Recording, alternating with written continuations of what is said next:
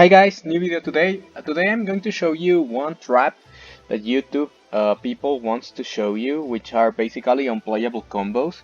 I mean, this combo is really powerful, but it's incredibly inconsistent because it's super fragile. I'm gonna explain why. So let's get at it. First up, we need to open like purple or blue, and a way to set up like their drop, ideally Girsu. So from the bat, it's very inconsistent. So purple vanishes to add blue, blue special summons to add the white, then we special summon Leaf, Monster Reborn this guy, then we go for this thing which is going to recover the purple, then we're going to go for Link Cross for 2 tokens and banish the token we gave to the opponent, then we go Link Kuribo, then we go Morningstar, then we go for Supreme. Supreme is going to summon any other mech, it really doesn't matter. And then we're basically just going to go Ape and Ham.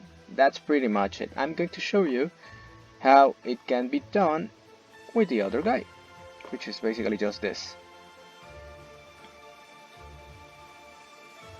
It's just the same thing though.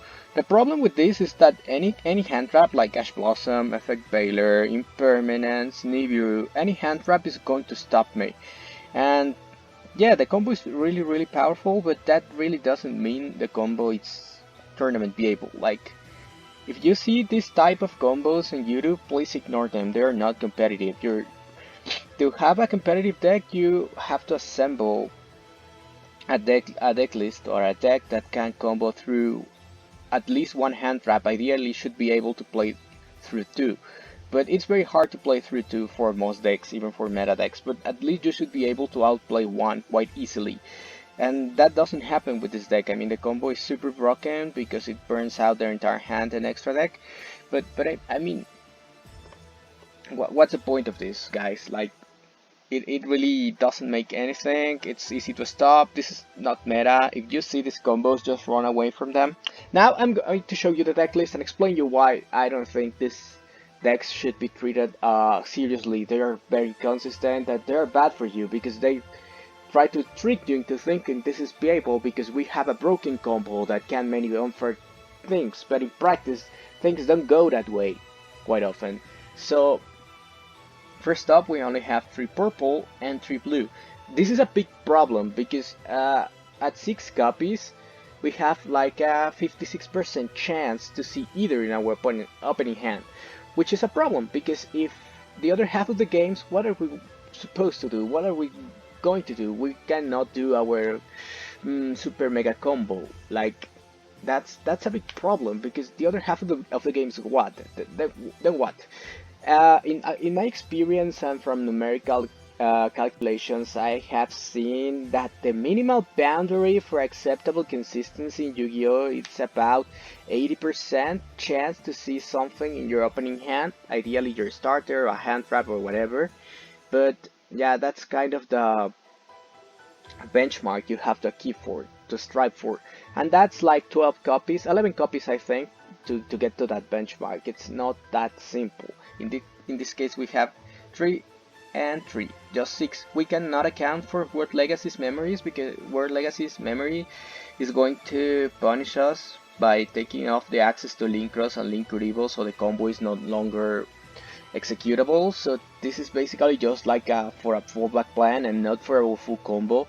So first up, we have a big problem. We cannot gain consistent access to either of these guys. Then we get to the second problem, which is basically the Mekk-Knight Orcus Girsu problem, which is basically an unaccessible card because all the cards that search him have such a big conditions and restrictions that it ain't funny. Like, the Crescendo cannot search him without cutting you access to pretty much your whole extra deck.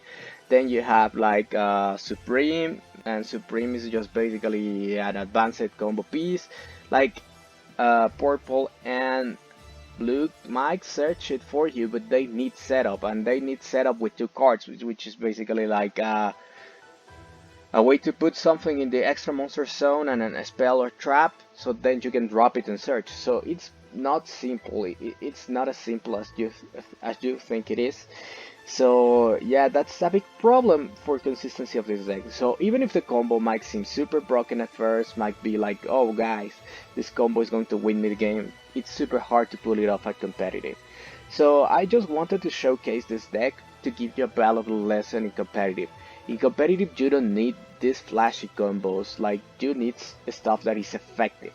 And why do I mean by effective? I mean stuff that can be done every game, that can outplay one hand trap at least. It should be able, ideally your deck should be able to outplay two, because meta decks are operating two hand traps on average in this format, so it should be able to outplay two, but it's very hard. Even for meta decks, it's basically super hard to outplay two, so don't worry too much about it. What you have to worry about is your deck easily outplaying one hand trap.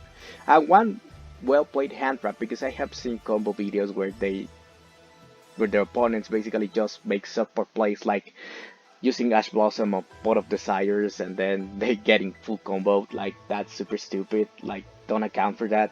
For example, if your combo deck dies to Isolde getting ashed, then you are going to have to look out for secondary ways to do something after Isolde gets ashed. So that's pretty much the optimization you have to take into account. So it basically irks me. That's why I started this channel, because I wanted to informate people. I want to have people to get better. Like in that video where I said that tunes are super bad and that I was not even going to review them because they were super bad, people got mad, but time gave me the reason. The deck is not doing anything because all of the monsters are unplayable bricks and vanillas. Like, guys, I cannot lie to you. It is the same thing with this combo, flashy combo decks. They don't work for competitive. They really don't. Like, the problem in competitive is that everything is optimized, and if your deck is not optimized, it's just going to struggle. And the problem is that most of the best decks you see out there are really not optimized. For example, they run like infinite Garnets. Garnet is an engine requirement. It's a bad card you have to play, like for example the infamous Mekk-Knight Garnet, which you basically activated the instant fusion and then you had to play that bad 19 vanilla. That's basically the same concept. You have to play in this deck, for example, you have to play like World Legacy World Armor, which is a super bad draw, and if you draw it, it's basically useless because you cannot mill it with Girsu. So that's a big problem. But anyway, that's the nature of the Garnets. Their decks are full of Garnets, and their flashy combos require you to not draw a gazillion of cards, etc. That's the main problem, and that's the main thing. That's where my issue comes from. Like, I don't want to lie to you, those decks are not competitive. I don't try to showcase them for that reason. I just try to showcase you average things that would work in competitive. 1-2 card combos that don't require many specific card combinations, etc. Because that's what creates consistency. If your combo can't be found out with multiple card combinations, there's a very good chance that your deck is going to be consistent. For example, there's basically a 100% chance to open Isolde in a warrior deck, because if you build it properly with extenders, because if you play like 20 extenders in a 40 card deck, it's almost impossible to not find one.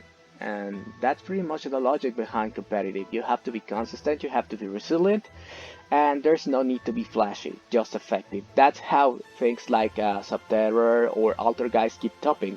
They don't do any flashy things, they just basically do control things, boring things like setting back row, but they can do good in competitive because they aim for simple goals that they can achieve most of their games.